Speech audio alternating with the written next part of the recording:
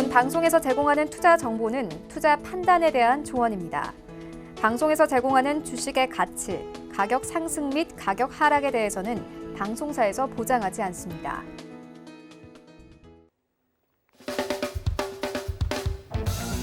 안녕하세요. 수익을 말하다 이재환입니다. 이 시간에는 제가 증시에 숨겨져 있는 이면을 설명해드리고 우리가 꼭 알아야 될 핵심 부분 체크하면서 이번 주, 다음 주 한 주에 대한 투자 전략을 세워보는 시간입니다. 계속해서 제가 이 시간을 통해서 제가 드리고 싶은 증시에 관련된 부분 말씀을 좀 드리고 있는데요. 지금 오늘 이제 시장이 갑자기 좀 큰 폭의 조정을 좀 받았습니다. 어떻게 보면 갑자기고 어떻게 보면 예상할 수 있는 조정인데 어쨌든 조정은 기쁘지는 않습니다. 하지만 시장이 강하게 상승하려면 반드시 조정이 동반이 되어야 되고 이 조정이 어느 시점에 나오는가가 상당히 중요한데요. 지금 현재 우리 시장의 조정 폭이 오늘 좀 꽤 나왔지만 조정이 나오는 시점을 보면 그렇게 우리가 나쁘게 받아들일 시점은 아니다. 이 부분을 좀 말씀을 드리고 싶고요. 오늘도 역시 증시에 대한 이면을 살펴보면서 이런 부분에 대해서 집중적으로 말씀을 드리도록 하겠습니다. 먼저 항상 이제 제가 말씀드리는 증시에 대한 외국인들의 수급, 특히 지금 시장은 누가 뭐라 해도 외국인들이 이 시장을 끌고 가는 주체입니다. 외국인들이 어떤 형식의 매매를 하는가가 우리 증시를 이해하는 바로미터가 될 수 있는데요. 이번 주도 먼저 외국인들의 수급에 대해서 살펴보도록 하겠습니다. 외국인들은 알고 계시겠지만 제가 지금 카운트를 지난 미국 11월 5일 대선을 기점으로 해서 수급이 큰 폭으로 변화가 되었기 때문에 항상 그 시점을 기준으로 하는데 지금 현재 미국 대선 이후 코스피 시장으로는 24거래일이 오늘로써 지났습니다. 이 24거래일 동안 외국인들은 코스피 시장에서 5조 6천억 원을 매수를 했습니다. 지난주에 7조가 넘어가는 금액인데 조금 줄었다 그렇죠. 이 부분에 대해서는 제가 설명을 좀 이따 드리겠습니다. 코스닥 시장에서도 역시 6,700억 정도 매수.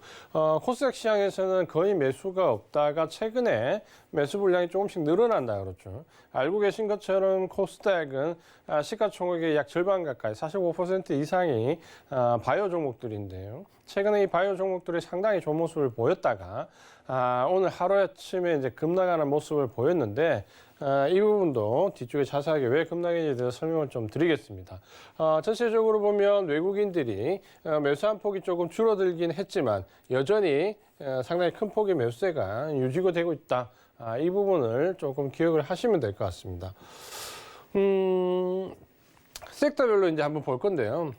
사실 이제 섹터별에는 주 섹터는 큰 차이가 없습니다. 주도주 섹터는 차이가 없는데 주도주와 이 주변주의 중간 정도에 있는 섹터들이 조금씩 변하는 모습이 나오고 있습니다. 그 부분 한번 보겠습니다. 역시 외국인들이 가장 많이 매수한 섹터는 여전히 IT 섹터입니다. 오늘 삼성전자를 일부 매도를 하면서 IT 섹터 매수 물량이 조금 줄어들었지만 그래도 여전히 한 2조 한 6,500억 정도 큰 폭의 매수가 여전히 유지가 좀 되고 있습니다. 여기에 화학 쪽이 2조 900억 원. 뭐 이 부분은 제가 계속 말씀을 드리지만 LG화학을 비롯해서 IT 2차전지 관련된 종목들, IT 소재 쪽이기 때문에 순수화학보다는 역시 IT 쪽에 넣어서 본다면 4조 한 6천억, 7천억 정도가 여전히 IT 쪽에 매수세가 유입이 되어 있다. 이렇게 좀 보시면 되겠고요. 그 다음에 이제 특이한 점이 최근에 없었던 제약 바이오 쪽의 매수세가 조금 큰 폭으로 늘어났습니다. 한 4,467억 원 정도 매수를 했는데 오늘 셀트리온 계열에 상당히 큰 폭의 매도가 나왔습니다. 그렇죠. 한 1,000억 원이 넘는 매도가 나왔는데 만약에 그 부분이 빠지지 않았다면 조금 더 강한 모습을 좀 보일 수 있었겠죠. 우리가 이제 외국인들의 매수세는 어떻게 이해를 해야 되냐면 주도주로 가져가고 있는 섹터와 단기적인 등락을 바라는 섹터 이렇게 좀 구분을 할 필요가 있습니다. 패시브 자금을 제외하고 액티브 자금 쪽에서도 주도주로 가져가는 정상적인 자금이 있고 단기적인 등락을 노리는 헤지펀드들이 상당한 부분 좀 차지하고 있습니다. 최근에 이 단기로 노리는 자금들이 어디로 많이 들어왔냐면 바로 이 제약 바이오 쪽으로 상당히 많이 들어왔습니다. 실적이 좀 좋아질 수 있다라는 섹터와 함께 코로나19 치료제와 관련 쪽으로 상당히 큰 폭의 매수세가 유입이 되었습니다. 이 부분에 대해서 제가 잠깐 말씀을 좀 나중에 드릴 건데 전체적으로 이 자금들이 단기적인 자금이라는 부분을 좀 인지를 크게는 하고 있어야 됩니다. 그러니까 헤지펀드에 치고 빠지는 전략 정도로 이해를 하는 게 맞을 것 같고, 시세의 연속성은 이 자금들이 치고 빠질 때 장기 주도주가 이 부분을 받아주느냐 안 받아주느냐에 따라서 전체적인 흐름은 조금 바뀔 수 있다. 이 부분은 제가 나중에 오늘의 이슈로 조금 더 자세히 설명을 드리겠습니다. 어쨌든 제약 바이오 쪽으로 어떤 매수세가 조금씩 유입되는 규모가 커졌다. 오늘 한 방 크게 맞았지만 그래도 매수세가 좀 유입되는 부분은 긍정적이다. 이렇게 좀 말씀을 드리겠고요. 그 다음 섹터를 보면 조금 이제 금액은 작아도 조금은 인상적인 부분들이 있습니다. 뭐냐면 기계업종이 한 2,400 정도 매수를 했고, 운송장비업종이 한 2,000억 정도, 철강업종이 1,300억 정도 매수를 했습니다. 잘 보시면은 이 기계나 운송장비, 철강은 전부 다 뭐하고 연관이 되어 있냐면 경기 확장과 연관이 있다 그렇죠. 기존의 IT 성장주 위주로 큰 폭의 매수세가 유입되었는데 최근에는 크지는 않지만 그래도 조금씩 경기 확장과 관련된 쪽으로 외국인들의 매수세가 유입이 좀 되고 있다. 이전에 이쪽 섹터들은 오히려 기관의 단기 자금들의 매수가 좀 되었는데 기관들의 단기 자금들이 좀 빠져나가면서 기계나 운송장비, 철강 쪽으로 외국인들이 조금씩 매수세가 유입되고 있다. 아마도 지금 현재 IT 섹터와 경기 확장주의 비율이 예를 들어서 한 8대2 정도 된다면 이 부분이 지금 지난주에 말씀드린 대로 7대3, 6대4 이런 식으로 올 12월 달을 정점으로 아마 내년 1분기에 들어가면서 점점 아마 이쪽 섹터 쪽은 비중을 조금 더 확대시킬 가능성이 상당히 크다. 이렇게 좀 보셔야 될 것 같고, 어제 오늘 제가 이번 주에 본 이슈 중에 가장 좀 주목해야 될 부분이 코로나19 화이자의 백신과 관련된 부분인데요. 화이자의 백신이 어제 드디어 이제 영국에 도착했다라는 뉴스가 나왔다 그렇죠.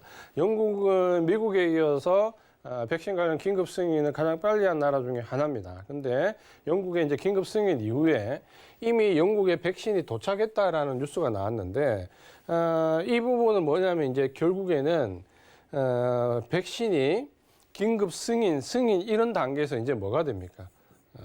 직접적으로 투약이라는 단계가 이제 목줄에 들어와 있다라는 거죠.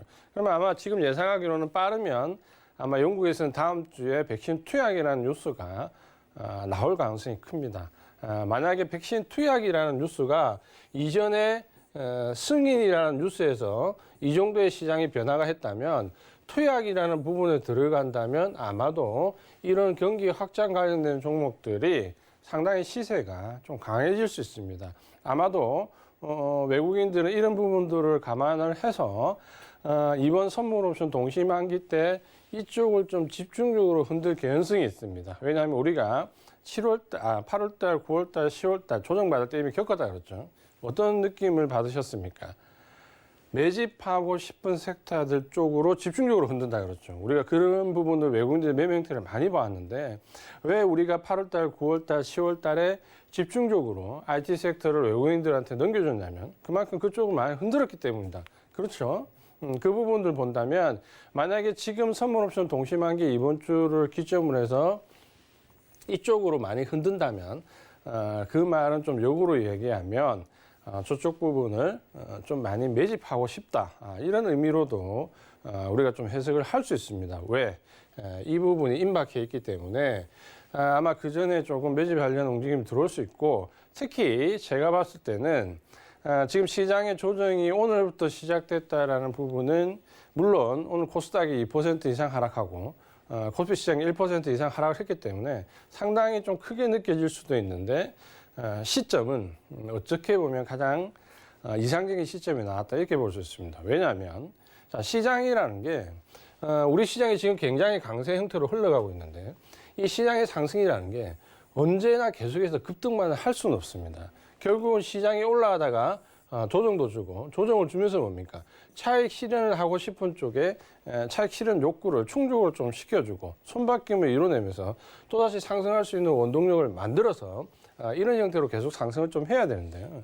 결국에는 그러면 지금 현재 우리 시장에서 이런 조정을 언제 줄 거냐라는 시점이 굉장히 중요합니다. 왜냐하면 지금 시장이 12월 달 올 한 해 마지막이기 때문에 어느 시점에 조정을 주느냐가 굉장히 중요합니다.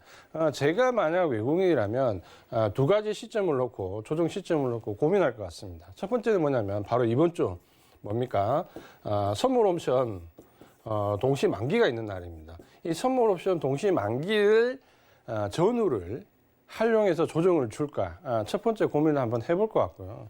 두 번째는 아예 12월 후반부로 넘겨서 배당락을 기준으로 전후로 해서 조정을 줄까? 아마 두 가지를 놓고 저 같으면 고민을 할 것 같습니다. 결국 이 상승이 외국인들의 집중력이 매수세로 올라왔기 때문에 결국 외국인들이 언제 조정을 줄 거냐인데 어느 시점에 조정을 주느냐에 따라서 우리 시장의 흐름이 좀 달라질 수 있습니다. 물론 단기적인 흐름이. 첫 번째는 만약에 선물옵션 동시만기 전후로 조정을 주면 연말 연초 시장이 계속 강하게 갈 수 있습니다. 그래서 선조정을 줄 수 있다는 건데 선물옵션 만기 전에 오늘같이 하루 2, 3일 전에 조정을 강하게 주고 선물옵션 동시 만기일이나 만기 다음 날 바로 들어올려 버리면 아마 시장은 연말과 내년 1월 달까지 강세장으로 흘러갈 가능성이 굉장히 큽니다.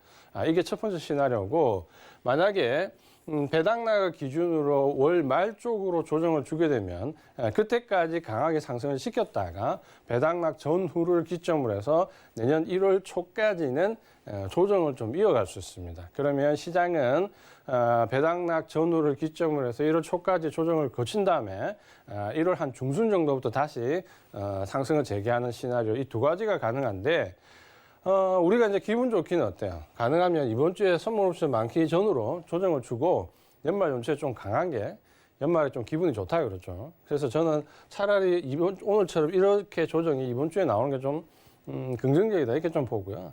만약에 얕은 조정 이후에 선물옵션 동시만기 때 그대로 들어올려 버리면 아마도 배당락 전후로 해서 시장의 연말 그리고 내년 1월 초에 조정을 좀 겪을 수 있다. 이렇게 제 나름대로는 두 가지 시나리오를 좀 생각을 해봅니다. 아마 외국인들도 결국 이 시장이 지금 현재 2,700을 넘어서 굉장히 강세장으로 가왔기 때문에 결국은 조정을 줘야 되는데 어디서 줄 거냐 아마 고민을 해볼 것 같고 일단 오늘 시장이 조정이 들어왔다라는 거는 선물옵션 동시만기 전후로 들어왔기 때문에 시점으로 보면 저는 배당락 때 전후로 들어오는 것보다는 지금 시점이 좀 더 낫다. 왜?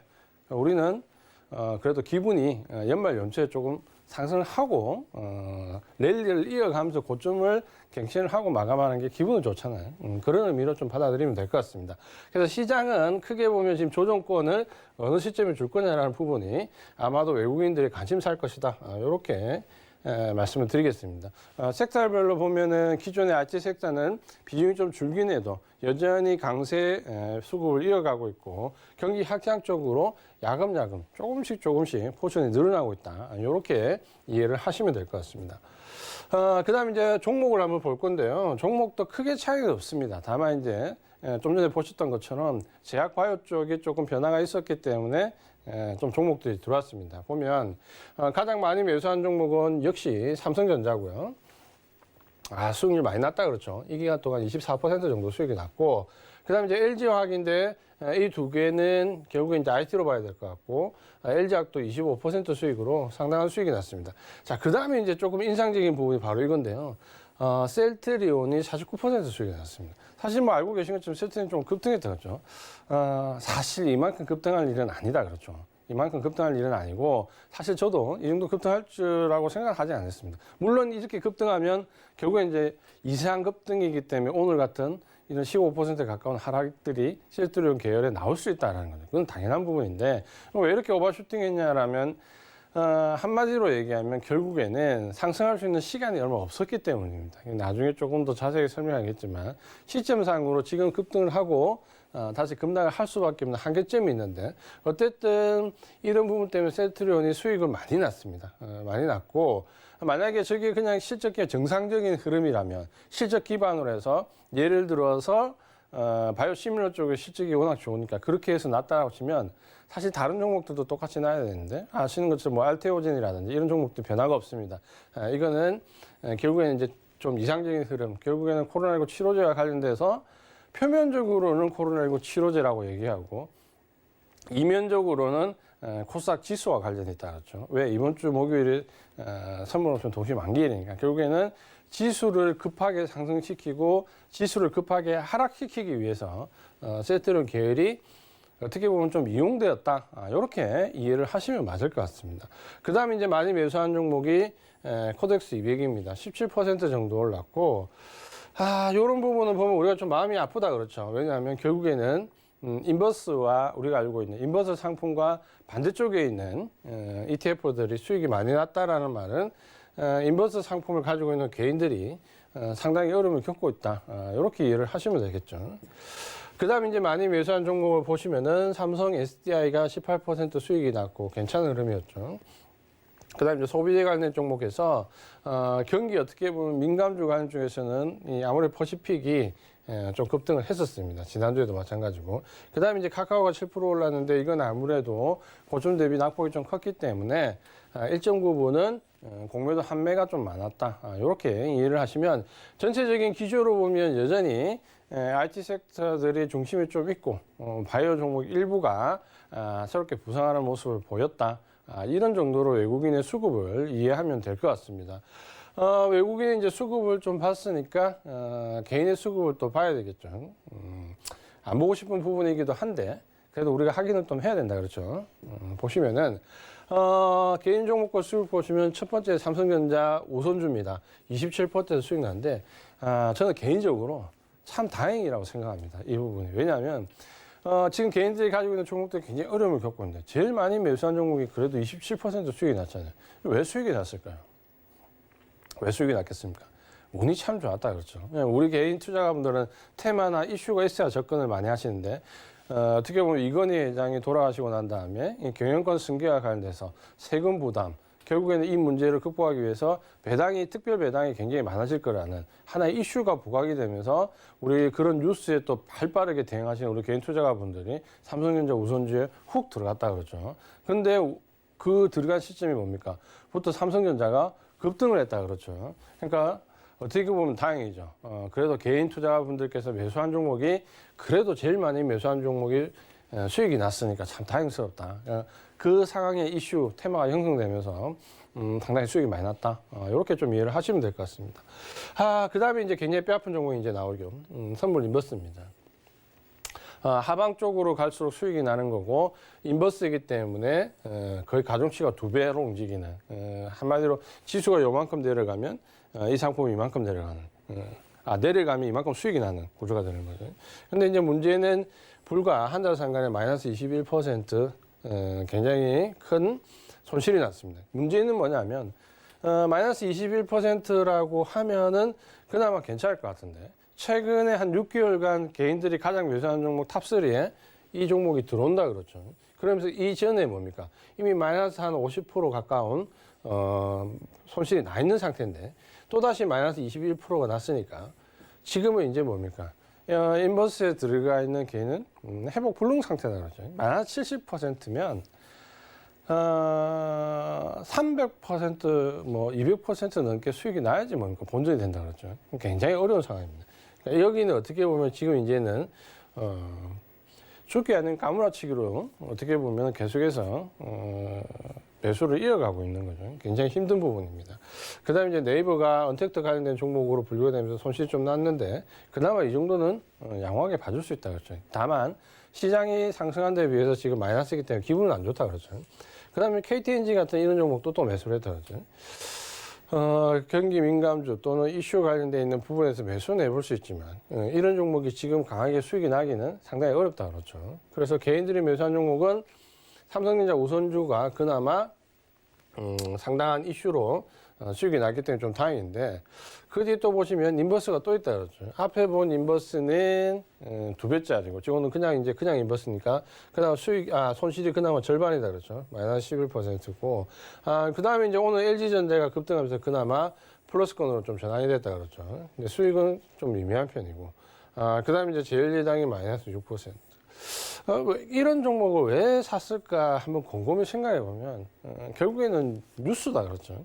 많이 언급되면 많이 언급될수록 개인 투자자분들이 접근하는 빈도가 높아지기 때문에 CJ제일제당도 어떻게 보면 꽤 많이 뉴스에 노출됐고 최근에 추천이 많이 들어왔다 그렇죠. 그러다 보니까 좀 몰렸고 보시면은 수익단 종목도 있고 손실난 종목도 있는데 전체적으로 마이너스인 종목들이 많다 그렇죠. 최근에 한 달 정도가 시장이 좀 가파르게 상승을 했다라는 점을 감안하면 물론 특징 종목들만 올랐기 때문에 사실 개인 투자자분들이 가지고 계신 종목들은 소외된 경우가 상당히 많습니다. 그러니까 물론 그렇다고는 하지만 그래도 수익이 어떻게 보면 썩 좋지는 않다 그렇죠. 이런 부분들 보시면은 여전히 시장의 주체는 외국인들이 끌고 가고 있고 개인들은 상당히 어려움을 보이고 있다. 이렇게 좀 보셔야 되고. 그 다음에 이제 한 가지 이 수급적인 부분은 좀 특징을 보면 어제 오늘 이틀간에 걸쳐서 개인들이 상당히 큰 폭의 매수를 했습니다. 2조 원이 넘는 상당히 큰 폭의 매수했는데 그럼 이제 이 부분들은 어떻게 이해를 해야 되는가라는 부분을 본다면 사실 이 부분이 연속적으로 주수 섹터에 이어지기는 어렵다고 보입니다. 왜냐하면 결국에는 지금 예를 들어서 삼성전자 주가를 본다면 지금 5만 원대에서 이제 7만 원이 넘어가 버렸잖아요. 그래서 여기서 못 따라잡았던 개인들이 예를 들어서 어제 오늘 7만 원대에서 샀다라는 거죠. 그러면 여기 7만 원대 산 개인들은 아래쪽에서 사서 올라온 부분이 아니기 때문에 여기서 한 번만 훅 떨어져도 매도를 할 것이고 여기서 한 번만 훅 올라가도 매도를 할 겁니다. 버티기가 어렵다라는 거죠. 그래서 지금 어제 오늘 이 구간에서 들어온 매수는 제가 봤을 때 선물 옵션 동시만기 때 위든 아래든 한 번만 흔들면 손바뀜이 자연스럽게 나올 수 있는 물량이기 때문에 위치적으로 봤을 때 어제 오늘 매수한 개인들이 상당히 잘했다 이렇게 점수를 주기는 조금 어렵다. 예를 들어서 다음 주 이번 주 후반부 다음 주에 지수가 큰 폭으로 다시 뛴다고 하더라도 아마 보유하고 있는 개인들이 주수 섹터에서는 아마도 그렇게 많지 않을 것이다. 이렇게 예상을 좀 하고 있습니다. 요게 이제 지금 현재 외국인과 지난 대선 이후에 외국인과 개인들의 수급이다. 이렇게 좀 보시면 될 것 같고, 그 다음에 이제 이 증시 이면에 있는 핵심 사항들을 좀 살펴봐야 되는데, 좀 전에 보신 것처럼 굉장히 뼈아픈 부분이 뭐냐면 바로 이 인버스라는 부분입니다. 인버스 부분인데 왜 이렇게 인버스를 많이 샀냐? 왜 지금 현재 한 달 정도 수익률이 마이너스한 인버스가 두 배짜리 레버리지가 21% 정도 마이너스인데 이 정도면 그나마 양호한데 문제는 제가 말씀드렸잖아요. 이 앞에 수익률이 이미 마이너스 50%가 훨씬 넘어가거든요. 인버스는 이미 6월, 7월 우리 지수가 넘어오면서부터 계속해서 인버스가 늘어났고 조정기 8, 9, 10월 달에도 인버스가 늘어나면서 어떻게 보면 인버스가 계속 개인들이 올해 아마 최다 매수가 아마 될 것 같아요. 최다 매수가 될 것 같은데 왜 이렇게 인버스에 많이 몰리냐라는 거예요. 지수가 코로나19 급락 이후로 1,400대까지 떨어졌다가 여기서 다시 지금 어떻게 보면 2,700까지 넘어와 있는데 문제는 개인들은 1,600부터 인버스를 사기 시작했습니다. 1,600부터. 1,600부터 인버스를 사서 1,700, 1,800, 2,000 여기는 내려가겠지. 혹은 코로나19 급락 때 고점을 못 넘어가고 이중 고점을 형성하겠지 했던 부분이 2,000을 넘어서 2,100, 200, 300까지 와서 이제 2,700까지 와버렸습니다. 1,600부터 샀던 개인이 2,700까지 왔으니까 무려 1,100포인트를 인버스를 안고 지금 올라오고 있는데 말 그대로 계좌는 굉장히 처참하게 됩니다. 1,100포인트나 올라올 동안 아무리 위에 올라왔을 때 추가매수 하면서 단가를 낮춘다고 하더라도 굉장히 어렵다라는 거죠.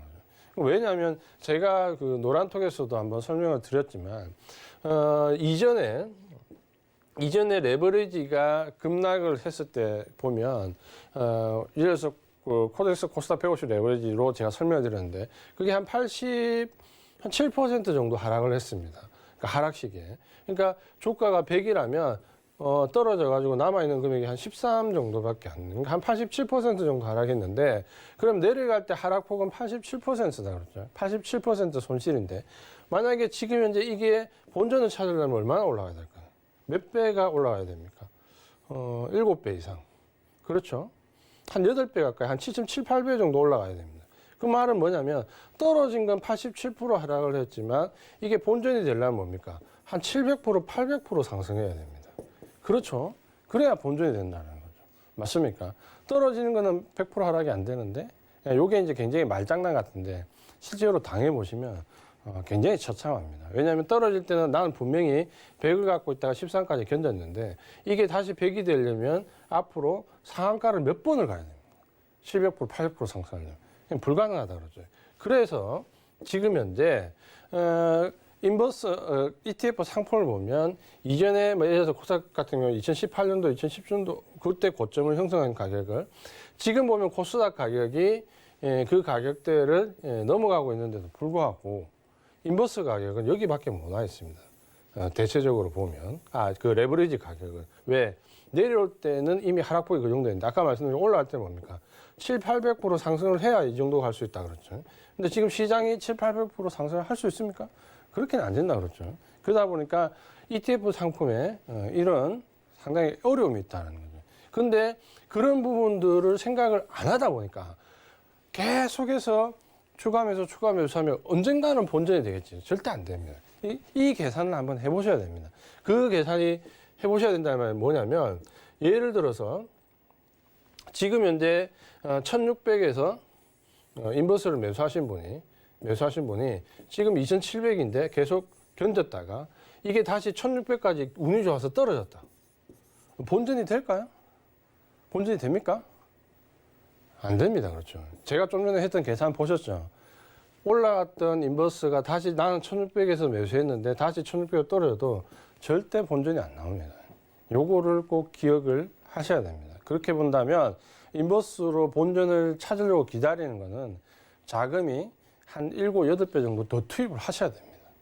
그렇지 않다면 이거를 빨리 탈피를 해야 됩니다. 그래서 이런 기술적 분석의 함정에 빠지면 안 됩니다. 기술적 분석의 함정이 뭡니까?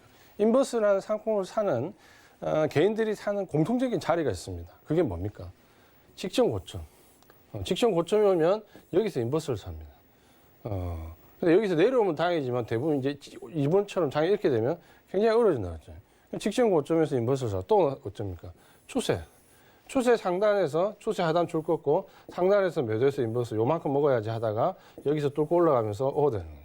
그러니까 직전 고점이나 추세 상단에서 잘 샀다라고 생각되는데 그런 게 바로 뭐다? 기술적 분석의 한면이에요. 기술적 분석은 가격을 그러니까 진입과 통산하는 가격을 구하는 데 쓰려고 해야 되는 시세를 파악하는 데 쓰시면 안 됩니다. 고점이 어딜 것이다라는 이런 판단을 기술적 분석을 하는 사람이 어떻게 보면 주식 처음 하는 주린이보다도 더 실력이 낮습니다. 그래서 주식을 한 3년에서 5년 정도 하신 분이 손실이 가장 크죠. 주식 처음 하시는 분보다 더 손실이 큽니다. 왜? 이런 행위를 반복하니까. 주식 처음 하시는 분들은 기술적 분석이 뭔지 모르고 직전 고점이 뭔지 추세선 고점이 모르기 때문에 이런 매매를 안 한다라는 거예요. 그냥 마음대로 보고 지르는데 그런 분들 손실 나는 게 3년에서 5년 정도 열심히 공부하신 분보다 손실액이 작습니다. 그렇죠. 잘 생각을 해보시기 바라고 또 한 가지는 뭡니까? 잘못된 정보에서 뭔가 시장 상황이 어렵다는 거예요. 왜냐하면 우리는 시점은 항상 현재 시점이 있기 때문에 현재 어떤 뉴스가 나오면 거기에 반응한다는 거예요. 지금 다음 주, 다다음 주, 그 다음 주 백신이 나오는 것보다 지금 당장 코로나19 환자가 늘어나는 게 내 눈에 더 보인다는 거예요. 그러니까 코로나19 치료제 계속 가시는 거잖아요. 그게 지금 더 크게 뉴스에 보도되니까. 당장 다음 주만 되면 백신이 나오는데.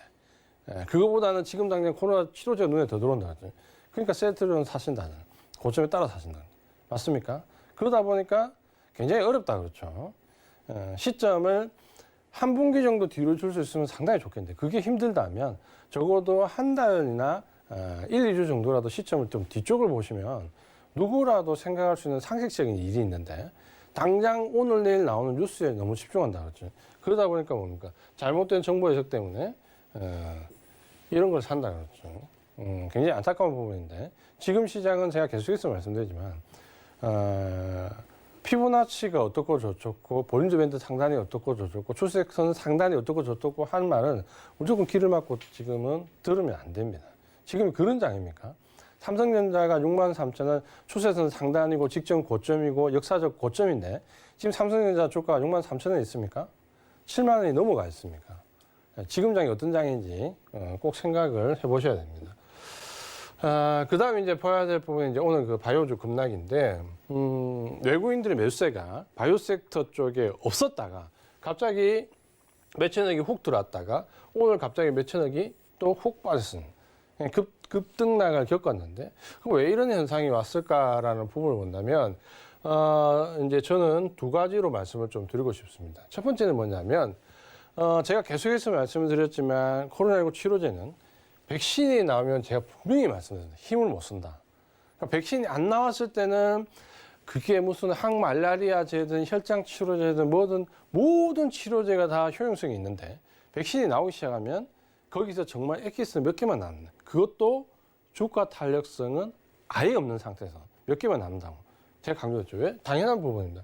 제가 오늘도 노란톡에서 설명해 드렸지만 예를 들어서 코로나19 환자가 100명이 있는데 여기서 30명 정도가 치료제가 예를 들어서 특정 치료제가 쓰인다. 우리가 지금 좋아하는 혈장 셀트리온의 혈장 치료제가 30명 정도 한 30% 정도가 쓰인다라고 가정을 사실 이 정도 쓰이지도 않아요. 혈장 치료제는 제 생각에 5%도 안 쓸 것 같은데 라고 만약에 가정을 한다고 하더라도 백신이 나오게 되면 어떻게 됩니까? 백신이 나오게 되면 환자가 100명이 안 된다 그렇죠. 왜냐하면 예방적 차원에 의해서 대부분 7, 80% 이상이 커버가 되고 아무리 우리가 최악의 상황으로 환자도 20, 30%이기 때문에 환자가 어떻게 됩니까? 많아봐야 20명이나 최대 잡아도 30명인데 요건 안 될 것 같고 많아봐야 환자가 20명 정도 이제 될 거라는 거죠. 그러면 100명에서 백신이 없던 시절에는 100명이 단 30%, 30명 정도가 에서 혈장 치료제를 투여받는다면 백신이 나오면 20명 정도가 환자가 발생하니까 30%면 6명이 투여받는 거예요. 6명이. 그러면 백신이 없었을 때 혈장 치료제가 30명이 투여받으니까 매출이 30명 정도에서 나온다고 하면 백신이 나오면 6명 나오니까 매출이 확 줄어드는 거예요. 그러면 어떻게 됩니까? 당연히 코로나19 치료제는 백신이 나오면 캐파가 이만했던 게 백신이 나오면서 점점 줄어드는 거예요. 당연하죠. 그렇지 않아요? 환자 수가 줄어드니까. 이 치료제라는 건 결국 환자에 비례해서 나오는 거잖아요. 그러면 백신이 나오면 치료제가 올라가는 거는 당연하다는 거죠. 어떤 치료제든지. 아무리 그 치료제가 굉장히 좋은 치료제라고 하더라도 백신이 나오면 캐파가 줄어들기 때문에 효용성과 무관하게 실적에 주가에 반영되는 정도는 떨어질 수밖에 없다는 거죠. 그러니까 그 부분을 본다면 오늘 왜 셀트리온 헬스케어가 급락했냐면 결국 어떤 능력이 났습니까?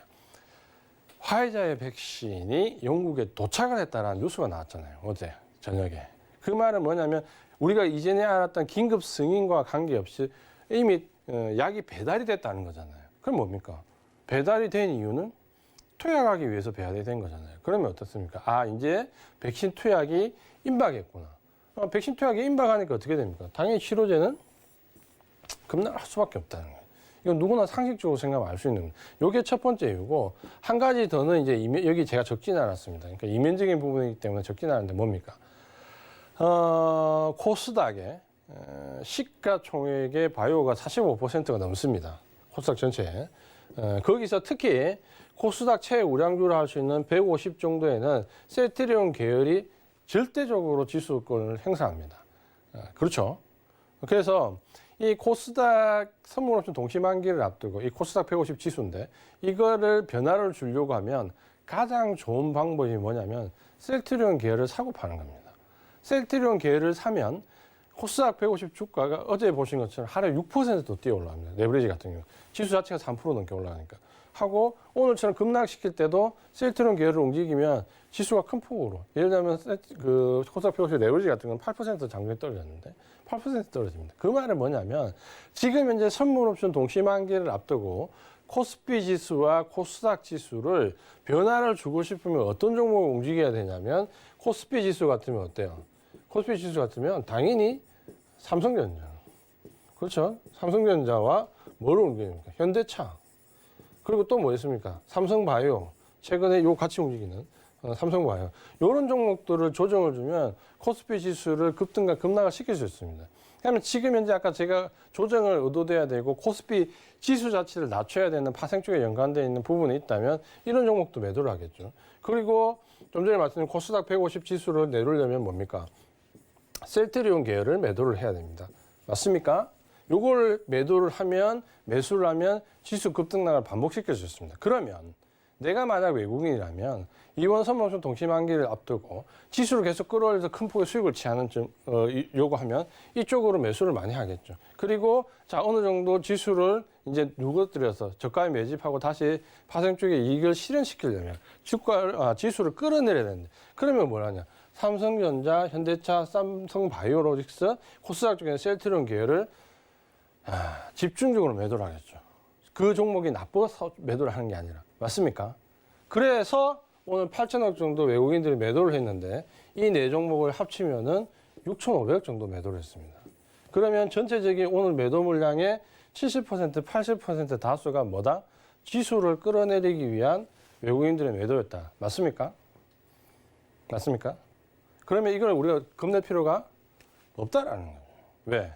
이렇게 지수를 왜곡시켜서 아래 위로 등락을 줘서 파생 쪽에 정리를 하고 포지션을 만들고 물량을 매도하고 매수하는 거는 이번 주 목요일이 지나면 선물옵션 만기가 지나면 회복이 된다라는 거예요. 그래서 오늘 어제 외국인들이 매도를 안 했는데 오늘 갑자기 8천 이상 매도하면서 이게 고점이 아닌가, 뭔가 이상한 게 아닌가, 외국인들이 갑자기 매도하는가 라고 착각을 할 수 있다라는 거예요. 실제적으로는 오늘 매도한 종목이 이 딱 네 종목이고 이 네 종목은 뭐다? 지수를 움직일 수 있는 종목들이라는 거예요. 결국 오늘 외국인들이 매도한 이유는 뭐다? 지수를 끌어내리기 위한 거지 삼성전자를 매도하기 위한 매도가 아니다라는 거예요. 이해하셨죠? 그러니까 이런 부분들을 아신다면 오늘 매도를 시점상 봤을 때 너무 겁을 먹을 필요는 없다라는 거죠. 근데 이 부분 보시면 이제 이렇게 생각하시면 나 오늘 삼성전자 매도했는데 라고 하시면 빨리 다시 매수하시면 됩니다. 그래서 또 한 가지 이제 봐야 될 부분은 뭐냐면 결국에는 그렇다면 이 상승의 기조가 수급 기조가 어디까지 이어질 거냐라는 부분인데 결국에는 환율과 유동성으로 얘기를 할 수밖에 없습니다. 환율은 오늘 잠깐 반등하게 됐지만 결국 지금 환율은 1,100원대 밑으로 내려가 있고 계속해서 외국인들이 매수를 할 수 있는 여건이고 달러는 약세로 갈 수밖에 없는데 지금 미국이 이제 이슈화 되는 부분이 뭐냐면 재정 부양책입니다. 결국 추가 경기 부양책인데 결국에는 그런 경기 부양책이 나면 달러는 당분간 강세로 갈 수가 없습니다. 재정 부양책이 나오면. 그럼 결국은 달러 약세이기 때문에 계속 신흥국으로 유입이 될 건데 그 유동성이 커지는 유입이 되면 신흥국 쪽으로 자금 유입이 많은데 특히 뭐다? 한국과 대만 쪽이 많다는 거예요. IT 쪽으로 강세가 특화되어 있는 한국과 대만 쪽으로 상당한 유입이 이루어집니다. 그래서 지금 차트를 보시면 유럽이나 미국이나 우리나라를 비교해서 보시면 우리나라 차트가 굉장히 양호한 흐름을 보이는데 대만은 우리와 맞먹습니다. 거의 우리와 유사할 정도로 강하게 올라갑니다. 오늘 대만 TSMC가 또 고점 또 갱신하고 넘어가 버렸잖아요. 결국에는 삼성전자, 대만의 TSMC 둘 다 지금 계속해서 고점을 계속해서 갱신하고 넘어가요. 이런 장이 어디까지 갈 거라는 부분은 유동성을 예측을 하지 말고 지금은 그 수익을 그냥 즐기는 겁니다. 계속해서 어디까지 가든지 간에. 오늘 삼성전자 조금 조정받았다? 그럼 또 오르겠죠. 왜? 외국인들의 매도세가 하락으로 전환될 만큼 나오지 않으니까. 결국에는 고점을 논하는 자리는 외국인들의 매도가 나오는 곳에서 생각을 하면 되지. 외국인들 매도가 안 나올 때 미리 지레 짐작을 할 필요가 없고 예를 들어서 오늘처럼 8천 정도 매도가 나서 굉장히 공포스럽다라고 느끼신다면 아까 제가 말씀드렸던 지수를 끌어내리기 위한 선물옵션 동시만기 때 매도라는 것을 이해한다면 또 크게 겁먹을 필요는 없다라는 부분입니다.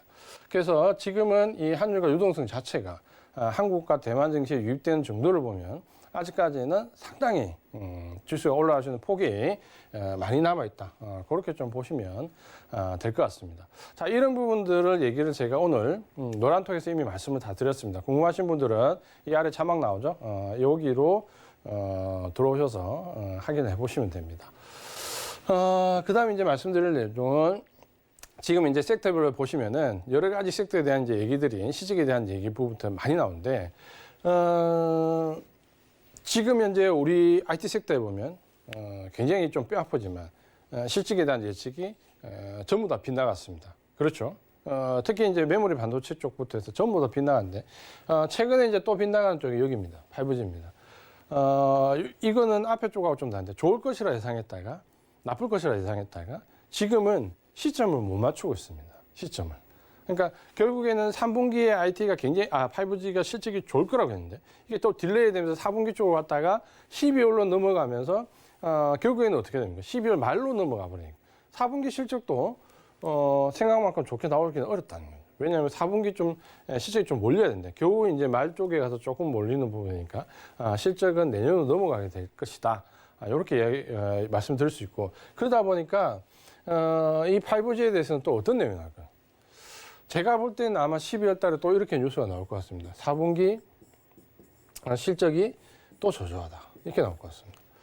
4분기 실적이 또 저조하다. 3분기 실적이 저조하다라는 또 소용을 또 받았는데 4분기 실적이 또 저조하다라고 나오면 또 주가가 조정받고 힘들지 않을까라고 하는데 그 부분은 이제 제가 말씀드리고 싶은 거죠. 뭐냐면 결국에는 내년 1분기는 지금 4분기와 달라게 실적이 상당히 좋을 걸로 예상이 된다면 주가가 한 분기 선행한다고 보면 4분기는 실적이 안 나오더라도 주가는 제가 봤을 때 상승할 가능성이 굉장히 큽니다. 이제 이런 관점을 좀 보신다면 실적과 지금 해서 계속해서 보도되는 부분 어떻게 보면 제가 한 몇 년 내에 최근 올 한 해가 실적 예측 컨센서스가 최고 많이 틀린 것 같아요. 그거는 이제 코로나19라는 큰 변수가 있었기 때문에 계속해서 실적이 발주가 딜레이 되는 뒤죽박죽 되는 부분이 있기 때문에 이 실적 컨센서스를 비난하려고 하는 건 아닙니다. 어쩔 수 없는 상황 때문에 올해는 많이 빗나갈 수밖에 없다라는 부분을 충분히 참고를 하셔서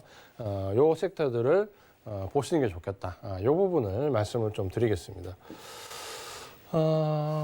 그래서 투자 전략을 이제 어떻게 세워야 되냐면 사실 이제 투자 전략 전에 제가 이제 이런 말씀을 드리면 상당히 어렵다 그렇죠. 올 한 해 같은 경우 1월 달에 뭐 미국과 이란의 분쟁부터 시작을 해가지고 코로나19부터 그 이후에 그 부분도 상당히 혼란스럽지만 그 이후에 시장이 급등하는 이 기간에도 상당히 혼란스럽다 그렇죠. 우리가 잘 참고할 수 있는 여러 가지 부분들이 객관적인 자료들이 대부분 다 빗나가면서 사실 무용 뭐 지분이다 이렇게 얘기할 수 없을 정도로 상당히 지금 어떻게 보면 굉장히 이제 정형화되고 논리적이고 합리적인 그런 시장 형태가 아니라 아주 야생의 세계 같은 그런 부분들을 보여주고 있기 때문에 여기서는 굉장히 수익이 좋은 개인과 굉장히 수익이 나쁜 개인으로 이제 서서히 양극단으로 갈립니다. 12월 달에는 그나마 이제 1차 상승, 조금 상승한 부분이기 때문에 그게 눈에 보이지 않습니다. 이쪽이 한 20-30% 수익 나도 뭐 이쪽도 한 1-2%, 3-4% 수익 나거나 손실 나거나 이렇게 하면 보이지 않는데 이제 이게 12월 달 제가 봤을 때 이번 주 선물옵션 동시만기를 기점으로 해서 많이 나뉠 겁니다. 그리고 백신 투약이라는 부분이 나오면서 또 많이 나뉠 거고. 그러니까 지금 시점이 중요하다 그렇죠. 그래서 투자 전략을 잘 세워야 됩니다. 계속해서 제가 몇 주 동안 얘기하지만 지금은 뭡니까? 무조건 일단 첫 번째 고려해야 될 거는 무조건 외국인 수급입니다. 무조건 외국인 수급이 들어오는 종목만 생각을 하셔야 됩니다. 왜? 지금 상승이 외국인이 사서 올라가는 상승이니까. 무조건 외국인이 사는 종목 위주로 들어야 되는 거죠. 지금 아마도 이 부분은 이제 더 이상 논란거리가 안 되는데 그 다음 논란거리는 뭐냐면 코스피를 사야 되냐? 코스닥 사야 되냐? 코스피 이제 이만큼 올랐으니까 그 다음은 중소형주가 좀 가지 않겠느냐? 일정 부분 그럴 수 있죠. 중소형주는 저는 갈 수 있다고 봅니다. 근데 코스피가 올라가다가 이제 더 이상 정체되고 코스닥이 이렇게 올라가는 예전의 형태가 아니라 코스피가 조금 쉬어갈 때 코스닥이 이제 조금 올라가는 형태고 코스피가 올라가기 시작하면 코스닥은 다시 조금 정체되는 모습으로 올라갈 건데 문제는 지금 미국의 러셀 2000을 보더라도 중소형주가 상당히 강한 모습을 좀 보여주고 있습니다. 그래서 우리 시장도 그런 모습을 반영하면 코스닥의 중소형주 분명히 강할 수는 있습니다. 근데 그게 순환매 형태로 가는 게 아니라 코스피와 연동되어 있는 같은 섹터 내에 있는 종목들 위주로 강할 수 있다는 거죠. 그래서 코스닥 쪽에 뭔가 순환매를 기대하는 투자 전략은 지금은 맞지 않다. 이렇게 말씀 좀 드리겠고요. 그래서 IT 성장주 쪽이나 경기 확장 관련된 쪽으로 계속해서 집중을 해야 되는데 지금 현재는 이제 비중이 한 7대3 이런 비중으로 온다면 앞으로는 아마 내년 1분기 벗어나면서 비중은 점점 경기 확장주 쪽이 좀 커지겠죠. 그런 부분들을 좀 참고를 하셔야 되고 그 다음 코스피 시장이 오늘 좀 조정받고 코스닥도 물론 조정받았지만 조금 쉬어갈 때 코스닥 쪽으로 본다면 결국에는 IT 성장주와 연관되어 있는 코스닥 섹터 뭐 재료 소재 부품 쪽으로 그다음 경기 확장주가 가고 난 다음에 역시 관련되어 있는 관련 섹터 쪽으로 코스닥도 봐야지만 제가 봤을 때는 수익이 좀 괜찮을 것 같고, 예를 들어서 코스닥에서 어떤 순환매의 흐름을 기다려서 섹터 간의 순환매의 흐름을 기다리는 거는 한참 기다려도 제 생각에는 안 올 것 같습니다. 그러니까 그 부분을 꼭 좀 잘 참고를 하시면 좋겠습니다. 그 다음에 이 강세장의 특징이 있는데, 그 강세장의 특징이 뭐냐면 조정이 오늘처럼 올라가다가 이제 눌러지는 거는 선물옵션 동시만기를 앞두고 어느 정도 필요성에 의해서 떨어지는데, 대부분 그렇지 않은 경우는 양봉, 음봉, 양봉, 음봉 같은 이런 장중 조정을 많이 주고 올라갑니다. 그러면 아침에 요즘 장에 오늘은 좀 하락을 했지만 특징이 뭐냐면 장을 시작하고 상승을 줬다가 장중에 뺐다가 홍콩장이나 홍콩장이나 중국장 시작할 때쯤 저점을 만들었다가 장 마감할 때는 고가. 이런 형태가 강세장에서 조금 일반적인 형태입니다. 그래서 어떤 단기적인 매매나 수익 매매 혹은 추가 매수를 하시려고 하시는 분들은 단기적인 매매를 하시는 분들은 10시 반 전에 장중 저점을 노리시는 게 좀 좋을 것 같고요.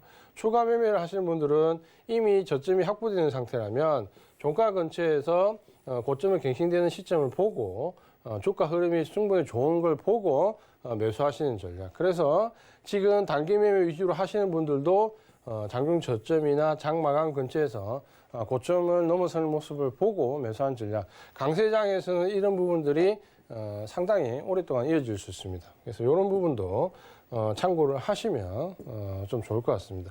그래서 지금 현재는 오늘 좀 하락하고, 제 생각에는 아마 목요일날 선물옵션 동시만기를 앞두고 내일 정도, 많으면 선물옵션 동시만기 목요일 정도 전후까지.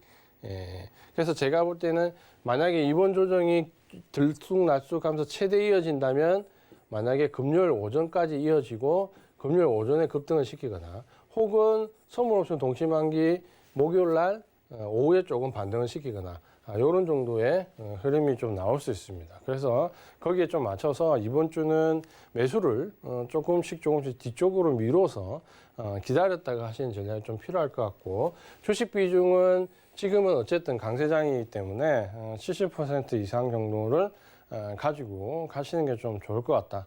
이렇게 말씀을 드리겠습니다. 시장이 굉장히 어려운데요.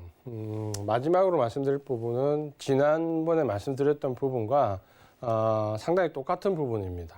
뭐냐면 우리는 지난 한 10년 동안 금융위기 이후에 계속해서 다람쥐 쳇바퀴 같은 그런 장에 익숙해져 있습니다. 그러다 보니까 크게 가는 톱니바퀴보다는 어떻게 보면은 좀 작은 부분에 좀 익숙해져 있습니다. 그러니까 작은 바퀴가 여러 번 돌아야 수익이 난다라는 것에 좀 익숙해져 있는데, 지금은 작은 바퀴, 톱니바퀴보다는 큰 톱니바퀴가 한 바퀴 구르는 게 수익이 더 좋은 시점입니다. 그러니까 어떻게 보면 잦은 매매로 조금 치고 빠지기보다는 차라리 한번 길게 매매를 하고 눌림목에서 또 버텼다가 눌림목에서 또 추가 매수를 하거나 이런 식의 좀 큰 매매를 생각을 하셔야 수익이 조금 더 좋을 수 있다. 우리는 너무 지난 10년에 익숙해져 있습니다. 빨리 거기서 벗어나야지만 지금은 좀 크게 볼 수 있다는 부분을 이해할 수 있고, 선물옵션 동시만기가 이번 주에 어떻게 보면은 지금까지 좀 어려움을 겪으신 분들에는 좋은 기회가 될 수 있습니다. 좋은 기회를 한번 활용해 보시기 바랍니다. 오늘은 여기까지 말씀을 드리겠습니다.